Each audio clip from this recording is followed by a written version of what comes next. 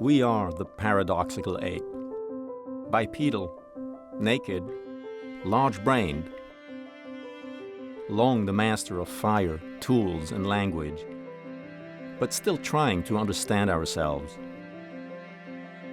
Aware that death is inevitable, yet filled with optimism. We grow up slowly. We hand down knowledge. We empathize and deceive. We shape the future from our shared understanding of the past. CARTA brings together experts from diverse disciplines to exchange insights on who we are and how we got here. An exploration made possible by the generosity of humans like you.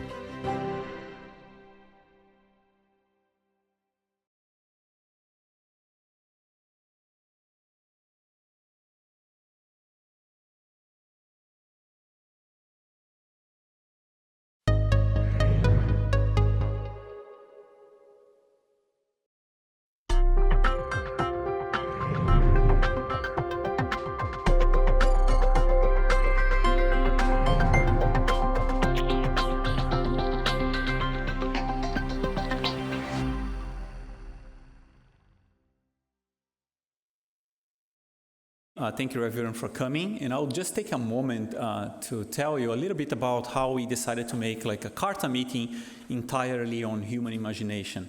And this is one of those things that it seems to happen only in San Diego, where two people, and I'm talking about myself, who I'm a professor in pediatrics and cellular molecular medicine, turns out to be in a meeting sitting together with Sheldon Brown, who's going to hear as a first speaker. And Sheldon Brown comes from visual arts. So a scientist and an artist, we start talking, and we realize that we have something in common. We are both fascinated by human imagination. So I make a challenge to Sheldon and say, well, can we put this in a scientific contest? And we start planning about a meeting like that, and we realize that most of the time, when we try to understand something, if it's unique or enhanced in humans, we turn on to compare to our closest relative, living relatives, such as the chimpanzee. And comparing to other animals is difficult, especially if you're talking about cognition and imagination. So this time, I think you're going to hear lots of speakers talking about imagination in modern humans and also in extinct humans, such as the Neanderthals. And we hope that the combination of all those speakers, all this knowledge will help us to understand a little bit about ourselves and answer those questions that Ajit posed to us. Good afternoon. Imagination makes huge demands on the brain. And when we use imagination, there's neural connectivity that occurs between many areas of the brain. But not all brains are equal. So people who have high creativity brains have different networks from those who don't. This means that the study of imagination and the study of brains is not a linear thing. Face recognition in objects requires a certain proportion of brain power that we call the face recognition area. And when people are thinking about faces, this is what is activated. Now, archaeologists, and I'm an archaeologist, can't access brains. All we can do is to have a look at items of material culture as proxies for imagination in the deep past. But how far back can we go? And it's perhaps important or relevant in a group like this to say, once upon a time. 3 million years ago at Makapan in South Africa, this little jasperite pebble was found. And the question, of course, is, did Australopithecus have a face recognition part of the brain? And about 300,000 years ago, this flint hand axe with a shell in its center was found in the UK.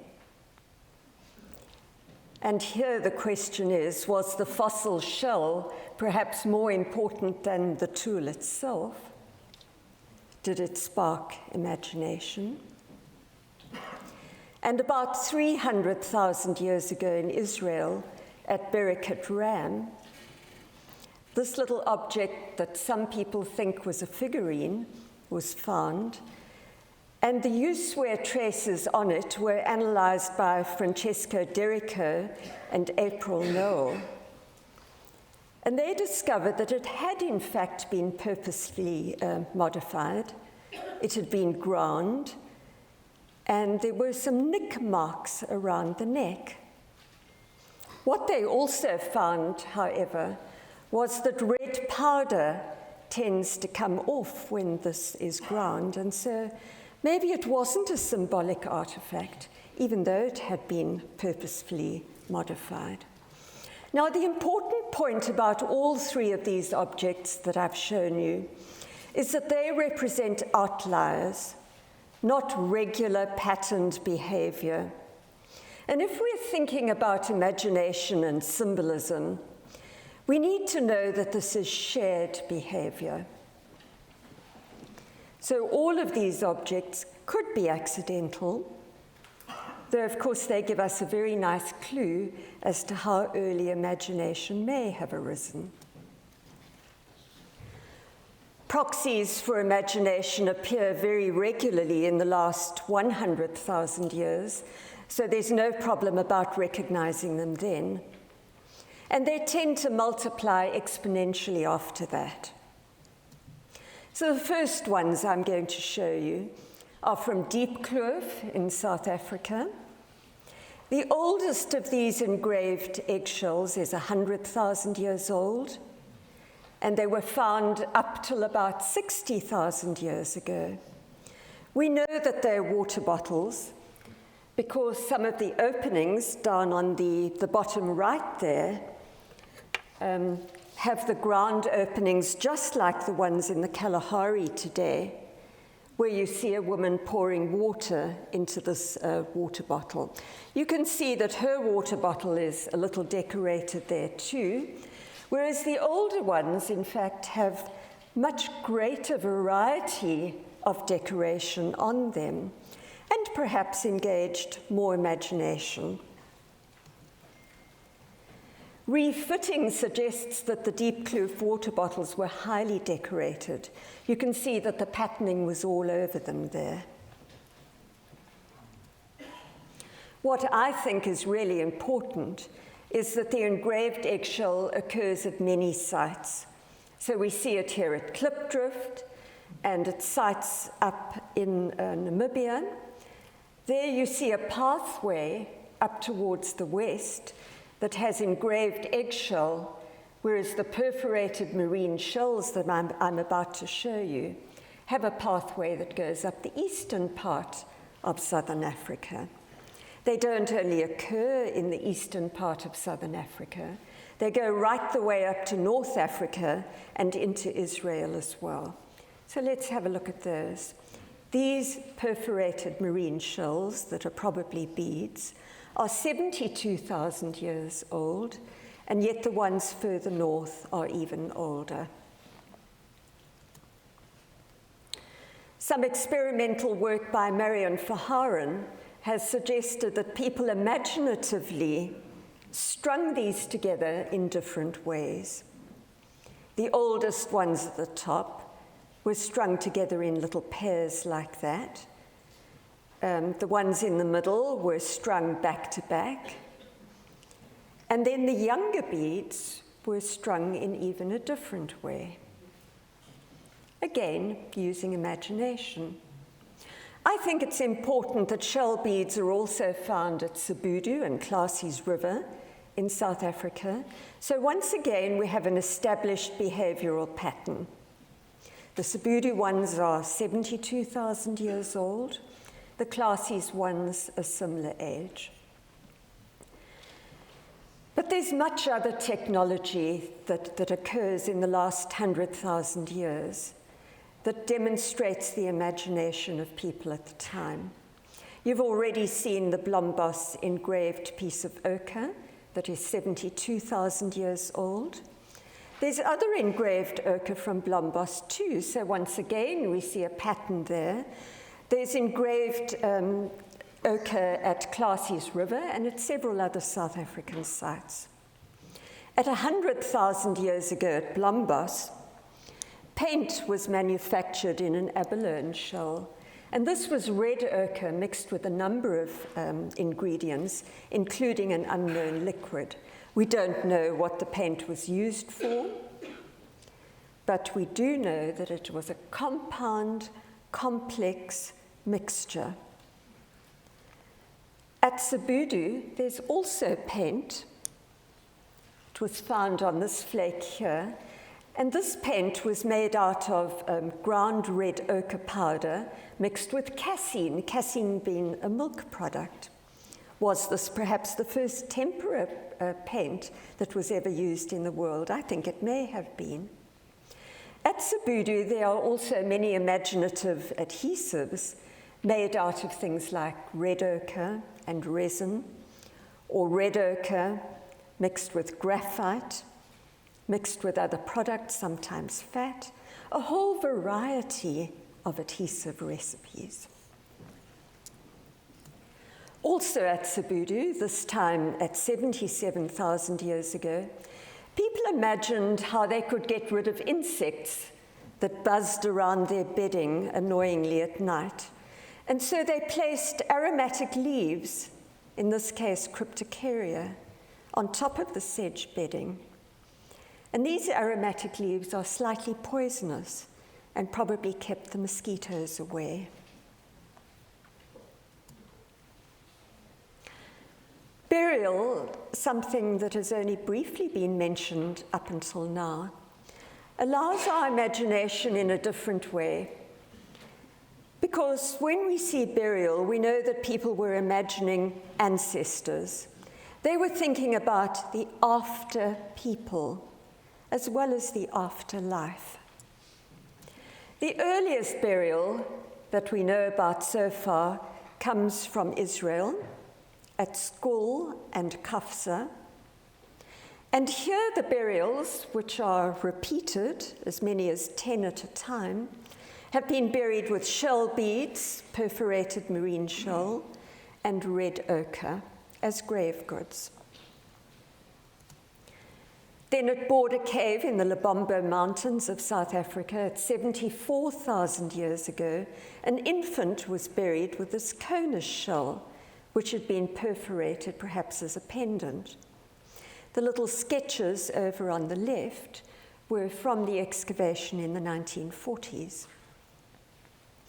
Through time, burials became much more complex, and here in Russia at 34,000 years ago, we see one of the most beautiful burials that has come to light so far. It's a young man on the left, that's the archaeological example, covered with 3,000 mammoth ivory beads, with fox canines and bangles made of ivory. And the reconstruction on the right suggests that these decorative items may have been stitched onto the clothing that he was buried in. But when we think of imagination, we can hardly separate it from fantasy. And probably the earliest secure archaeological evidence for fantasy is the Lion Man from Germany, 32,000 years ago. This is an ivory figurine, the figurine of a human figure with a lion head. This kind of therianthrope, because the mixture of animal and human features defines a therianthrope. It's a manifestation of an abstract concept, but it really is the first evidence that we have of true fantasy. It's not the only one, though. And at Apollo 11 in Namibia, 27,000 years ago, the motif of a feline is used again. Here on the painted slab, you see half human, half feline. The head is a feline and the back legs are human. And this slab was buried in the little cave that you see up on the top left there. Now, all the evidence that we have for imagination and highly developed technology, some of which I've shown you, can be used to imply that we had complex cognition and modern brains way before any of this evidence that I've shown you, right back to 300,000 years ago when Homo sapiens first arrived in the archaeological evidence. But for once, let's turn this idea on its head and say material culture itself is not passive. And so when people manipulate items, when they work on material culture, this is stimulating their imagination and their cognition. And by doing, we develop the brains even more, we develop imagination further, and it's this kind of thing that leads to increased technological development through time, increased imagination, increased creativity. And thus we can say that technology and cognition and imagination engage with each other reflectively and reflexively. And the reflexivity that we see between the technology and the cognition and imagination gave rise to what I've demonstrated to you, the exponential growth of material culture by 100,000 years ago. So all of the things that I've shown you, beads, paint, art, engraved ochre, engraved ostrich eggshell, adhesive recipes, bow and arrow that I haven't mentioned, new tool classes and burial, all of these appear very rapidly by 100,000 years ago. We may have had the humble beginnings of this earlier than that, but certainly we get definitive evidence by 100,000 years ago. Thank you.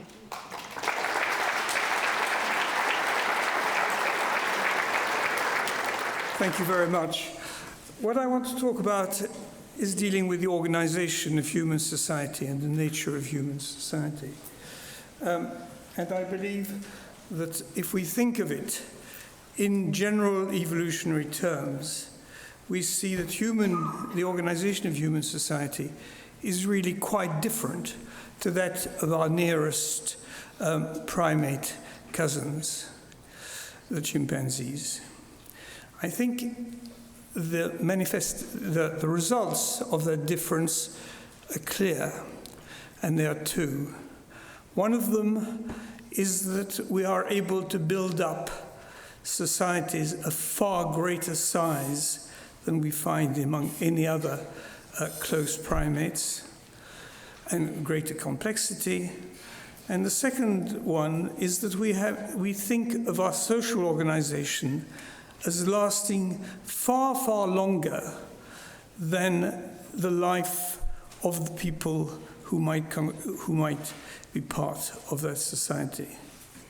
I believe that both these differences are due to the fact that many aspects of human society are imaginary.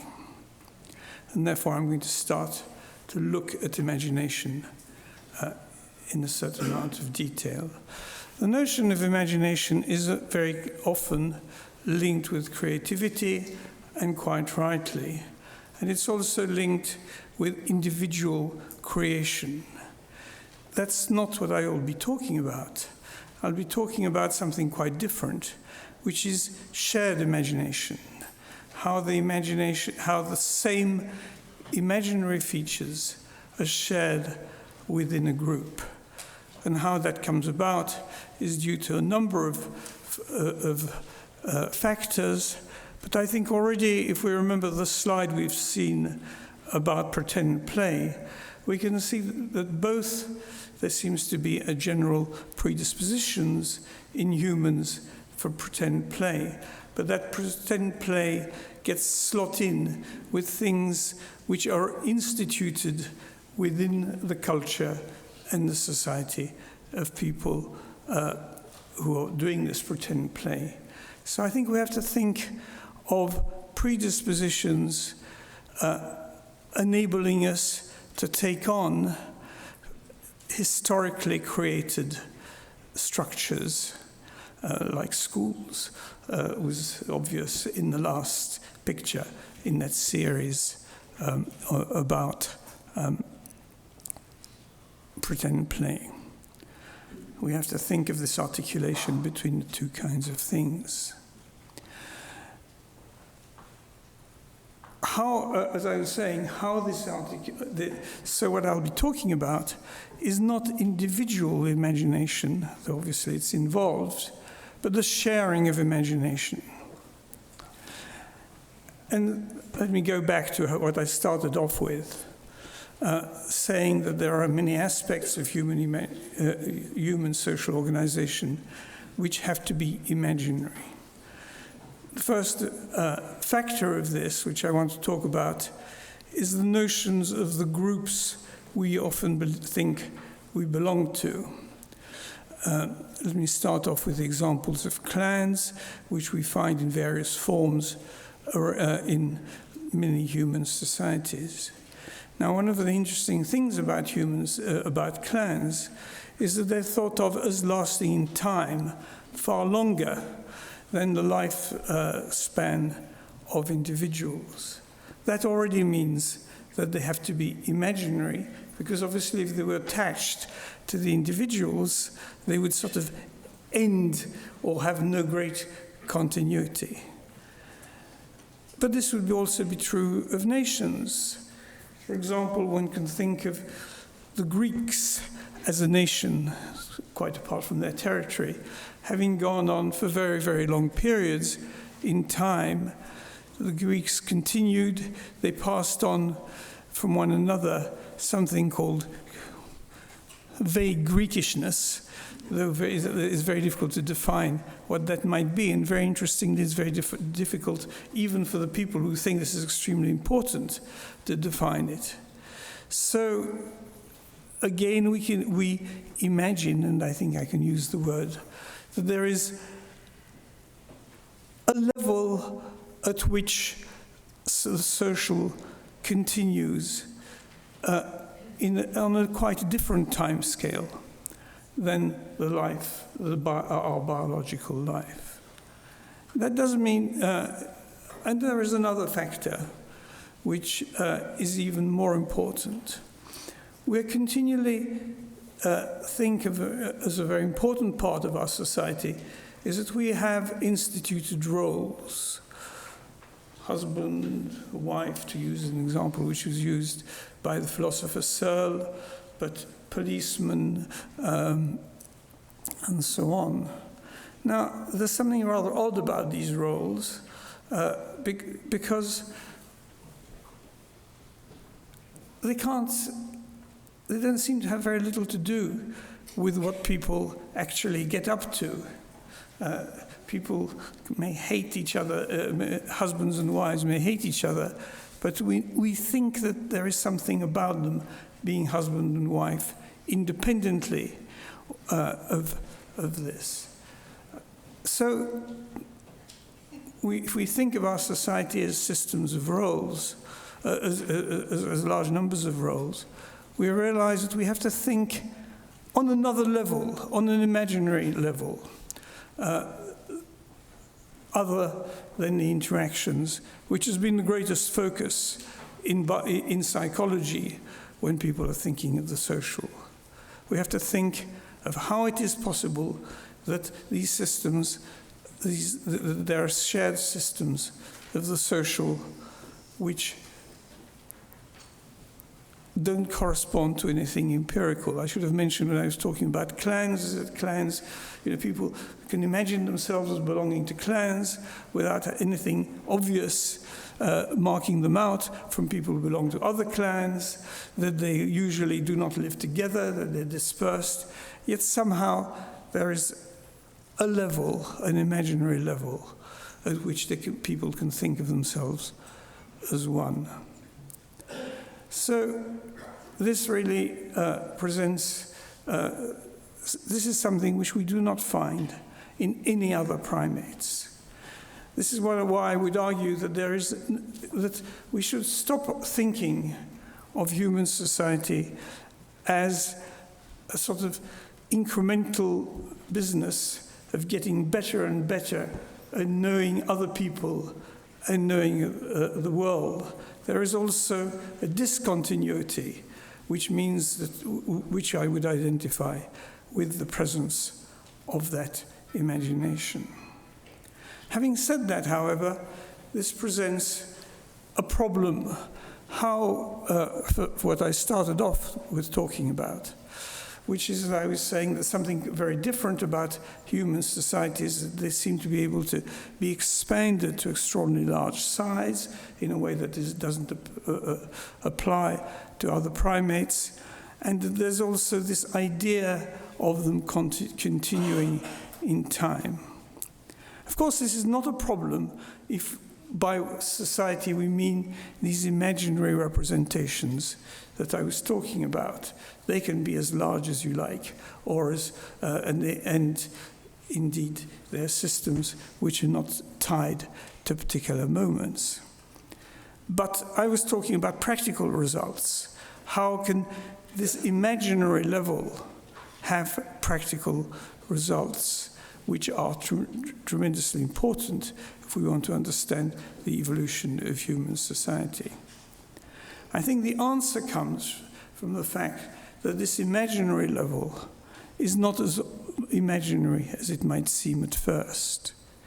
There are what I've called emergences, that is, moments when the shared imagination is actually acted out, where people can live in the shared imagination as well as they live in the practical interactional world, which is normal, sort of everyday level.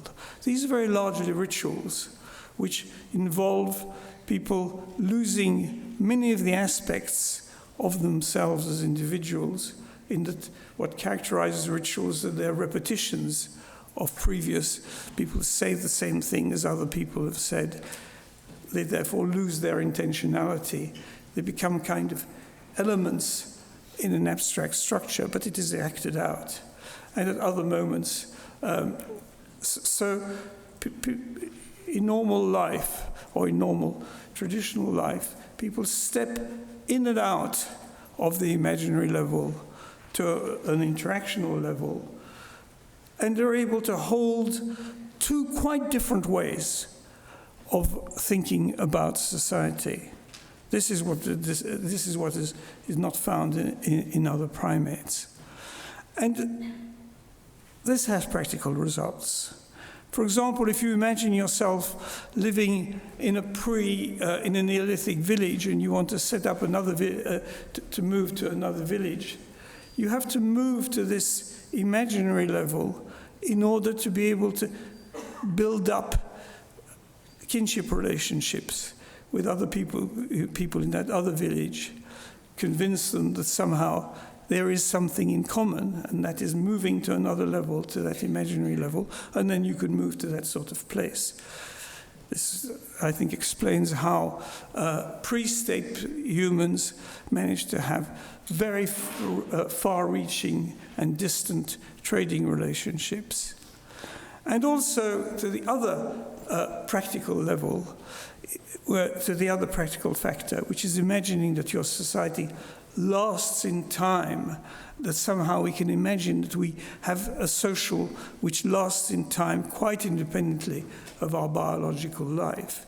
It means that there is some point in, first of all, in passing on and accumulating either objects, because we are passing them on to people who we don't know, who are our continuation, but only in imagination, and perhaps passing on knowledge, which then becomes the basis of what the evolutionary biologist Michael Tomasello has called the ratchet effect. That is, building up on knowledge which is already there, so that it can then be used for ever more complex systems. This is basically the ability in human culture to continue and to accumulate and to advance. So the possibility of stepping in to moments of what is normally shared imagination explains, I think, the most fundamental differences between our society and the society of, let us say, chimpanzees. Thank you. I like to start with this very kind of self-flattering question of how do we get so smart? How are we humans able to think about all of the complex and sophisticated things that we think about? How do we invent them? And specifically, there's a puzzle because ultimately we're physical creatures and we get only physical information from the world, right? So we get photons in our eyes, we get pressure waves in our ears, we're subject to gravity and we bend our toes and flex our knees to try to defy gravity and stay upright. And we can push on things and exert pressure on the world. And that somehow, through this soup of physical interaction, we end up with really fancy ideas like we think about goals and principles and truth and justice, and we invent ideas like time travel and imaginary numbers. How do we do that? How does that set of physical interactions and brains that are evolved for these basic physical interactions, how do they create this wonderful abstract world of ideas? And these abstract ideas are the things that actually make being human so much fun, right? So if you go to a dinner party and the only things you talk about are physical, concrete things, like if all you can say is, boy, this podium is wooden and solid, right? You're not going to get invited back to that dinner party, right? The things that we talk about, the things that we obsess about all day long are these abstract things. How do our minds create these? Now, this is a problem that has vexed scholars for centuries. Plato thought about it, so he thought about how would you teach someone an abstract idea like virtue? And he ends up concluding that it's impossible. And we can't learn these things, so we must recollect them from past incarnations of our souls. Darwin actually also ran into this. So Alfred Wallace, the co-originator of the theory of evolution with Darwin, gave up on the theory of evolution because he got so vexed by this idea of how brains that evolved for physical interaction, how natural selection could have created brains that then invent symphonies or play chess or do any of the kinds of complex things that we do. And Darwin tried to intervene, writing to Wallace, I hope you've not murdered too completely your own and my child. Don't throw the baby out with the bathwater. We can save this evolution thing. So how do we actually create these abstract ideas? I'm going to give you one specific example, and that is how we think about time. Now, I do a lot of work on time. I'm not the only one obsessed with time. The word time is actually the most frequent noun in English. And that's kind of interesting because, of course, we can't see time, we can't touch time, we can't smell time, we can't taste time. It's abstract, but at the same time, it creates the very basis of our experience, right? You can't experience anything outside of time. So how do we conceptualize this abstract entity? And I'll take it one step further and ask, how do we think about something like time travel? How do we invent that idea? Of course, it's not through physical experience of your own with time travel. It's not because you actually traveled to some other time and came back and now you can recollect that idea. So here's a story of how we might come up with an idea like time travel. In lots of languages, we talk about time using spatial metaphors. So we'll say things like, we're approaching the holidays, or we're coming up on Christmas, we're coming up on the deadline. Well, if we're coming up on the holidays, time is a path on which I'm traveling from the past to the future. Well, once you have that analogy in place, that metaphor, if time is a path that you can travel, well, a path you can travel in whatever direction you want, in whatever speed you want. So once you set that analogy, you can now extend it and think about something that goes beyond what's possible in your physical experience. You've invented the idea of time travel just by extending this little analogy. So there are a couple of ingredients to that story. One is you have to be able to make an analogy between physical experience and something more abstract. But also something has to encourage you, invite you to make that analogy. Something has to say, well, why don't you try thinking about moving in time like moving in space? And then you can go beyond that, right? How do we know that any part of the story that I just told you is true, that people actually do these kinds of extensions? Let me give you a couple of examples. In English, we actually have two kind of opposing ways of talking about time. One talks about ourselves as moving from the past to the future. We call this the ego-moving metaphor. And we say things like, we're approaching the deadline. The other one goes in the opposite direction. We're stationary, and time is moving past us, like a train or a river. We call this the time-moving metaphor. And so you might say something like, the deadline is approaching. Now, in a strict physical sense, if I'm approaching the deadline, or the deadline is approaching me, those are the same. Right? If time is really a unidirectional, one-dimensional entity, it doesn't actually matter which one of us is moving. But in space, it matters. So if I'm moving towards you, or you're moving towards me, those two things are different because there's a fixed ground against which we're moving, so we can actually tell the difference of which one is happening. How do we know if people really think about, I'm approaching the deadline, as being different from the deadline is approaching? Do people really take these spatial metaphors seriously? Here's one hint. Suppose I ask you, next Wednesday's meeting has been moved forward 2 days. What day is the meeting now that it's been rescheduled? Who thinks Monday? Who thinks Friday? Okay, it's about normal. So if you're thinking of time moving towards you, then moving the meeting forward is moving the meeting in the direction of motion of time from Wednesday to Monday. But if you think of yourself as moving through time, then moving the meeting forward is moving the meeting in your direction of motion from Wednesday to Friday, right? And we can actually get people to imagine motion in space. So for example, we'd say, imagine how you'd maneuver the chair to the X. And you either have to imagine yourself scooting in a chair somewhere, or you imagine pulling a rope to bring a chair to you. So in one case, you're imagining yourself moving. In the other case, something is coming towards you. And after people have imagined one or the other, we slip in this seemingly unrelated question about time. We say, next Wednesday's meeting has been moved forward 2 days. What day is the meeting?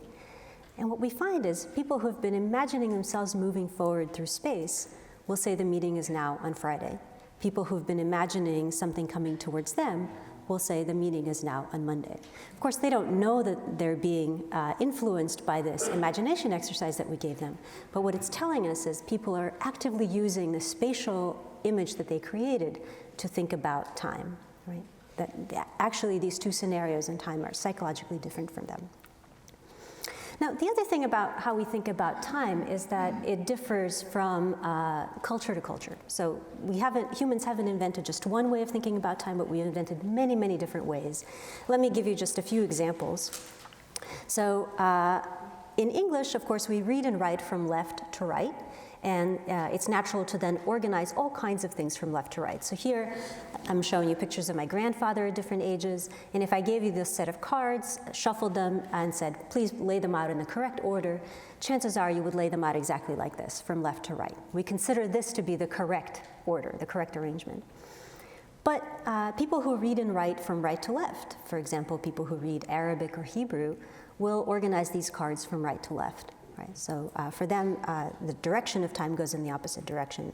And just to give you an intuition for this, here's a logo for a nutritional supplement for kids. And you can read this logo very easily, and you can see what it does for your child. When they tried using this in Arabic-speaking countries, they ran into some problems, because if you read the logo from right to left, it becomes quite problematic and confusing what it does for your child. Now, so far I've given you examples of how time can travel with respect to the body, either left to right or right to left, but it can also travel not with respect to the body at all. So here's an example. This is an Aboriginal community in Australia that I had a chance to work with. They live on the edge of Cape York. They're the Cook-Taior people. And what's interesting about languages like Cook-Taior is they don't use words like left and right, and instead they primarily rely on words like north, south, east, and west, cardinal direction terms. And when I say they primarily rely on cardinal direction terms, I really mean that at all scales. So even for body parts, you would say, there's an ant on your southwest leg, or move your cup to the north-northeast a little bit, things like that. Even the way you say hello in Kuuk-Thaayorre is to say, which way are you heading? And the answer should be something like north-northwest in the far distance. How about you?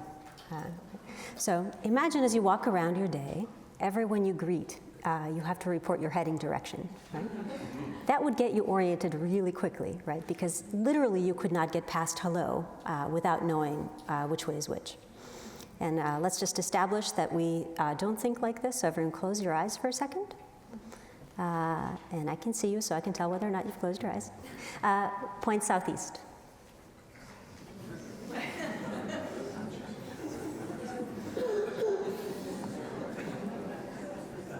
All right, you can open your eyes. I see points in every possible direction. At least some of you are right. That's good. So people who speak languages like Kuuk-Thaayorre actually stay oriented really well. They can point southeast without hesitation. Even young children can do that. But I also wondered, how do they think about time? So if they don't think about left and right with respect to space, how do they lay out time? So remember, if I give you this task, I give you a bunch of cards to lay out, what would they do? So here's an example. This is one participant. They're sitting facing south. And this is a bunch of different card sets they've laid out. And what they've done is go from left to right in each case. Here's another participant. I'm sorry, this is the same participant on a different day, sitting facing north. And they've laid everything out now from right to left. Here's a different person sitting facing east. And they've laid everything out coming towards the body. What's the pattern? It's the sun from east to west, right? So for them, time is locked on the landscape. It doesn't stay locked on the body. So for me as an English speaker, if I'm facing this way, then time goes this way. And if I'm facing this way, then time goes this way. And if I'm facing this way, then time goes this way. Very egocentric of me to make the dimension of time chase me around every time I turn my body. Instead, for the Kuuk-Thaayorre, time always goes in the same direction with respect to the landscape, regardless of which way their body is facing.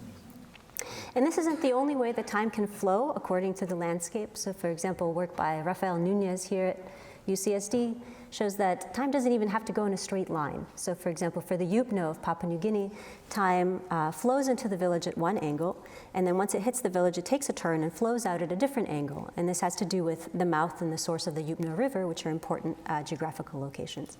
So people around the world have imagined all kinds of ways to organize this very basic dimension, right? Whether it goes left to right, right to left. There are vertical organizations, organizations that go on the landscape in all kinds of different ways. There's a really rich variety that humans have invented around the world. Now, you could ask, how deeply rooted is this imagined time in our idea of space? So if you were to disable the part of the brain that processes a particular part of space, would that also disrupt our ability to imagine that part of time? And we actually had a chance to test this idea by looking at patients who've suffered strokes in the right parietal lobe.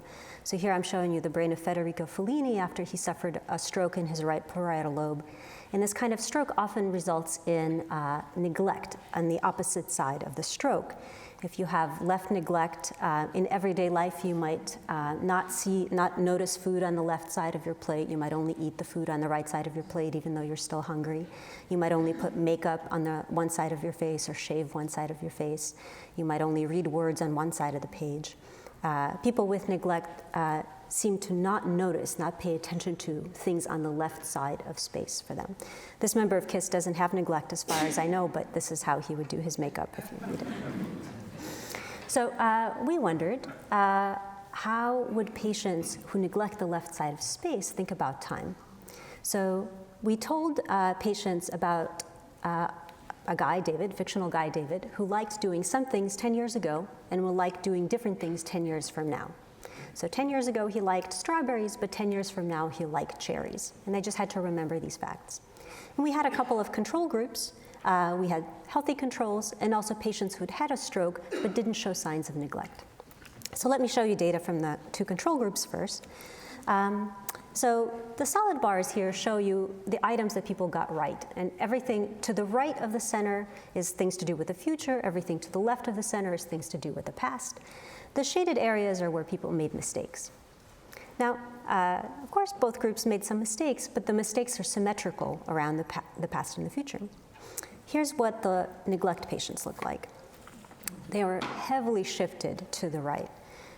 They weren't able to recognize correctly things that had to do with the past, with the left side of the mental timeline, and instead they misattributed a whole lot of things to the right.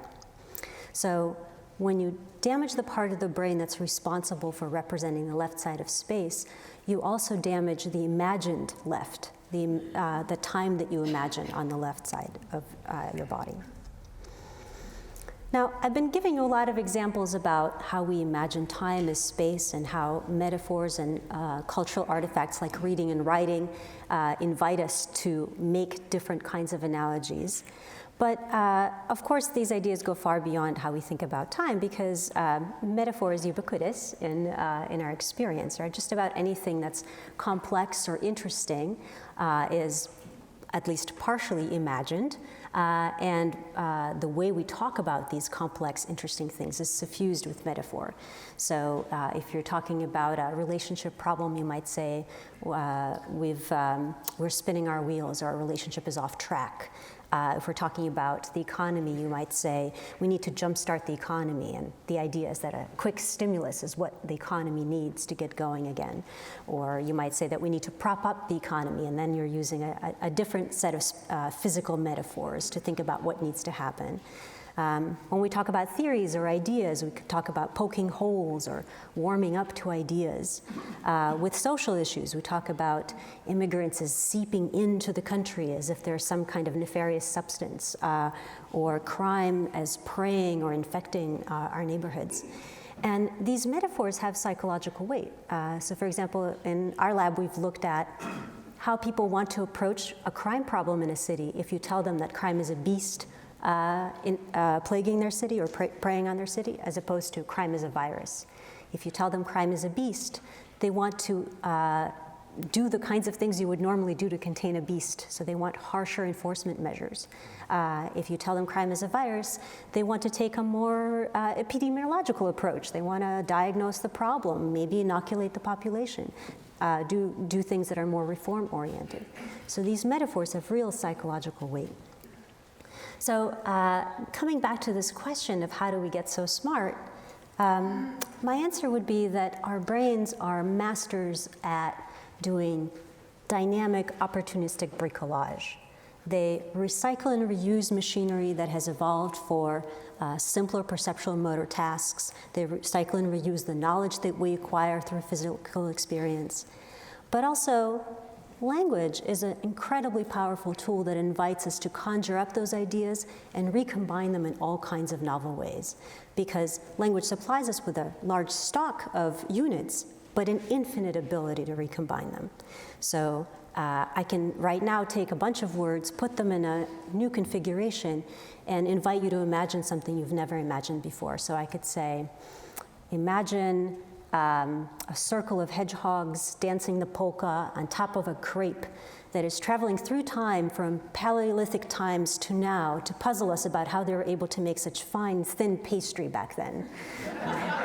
Now, if everything has gone relatively well in your life so far, you haven't had that thought before, right?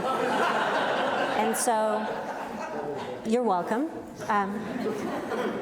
That is, through the power of language, we can conjure up all kinds of ideas, an infinite set of new ideas, by recombining things from our physical experience and from other abstract ideas we've built in the past. Thank you very much.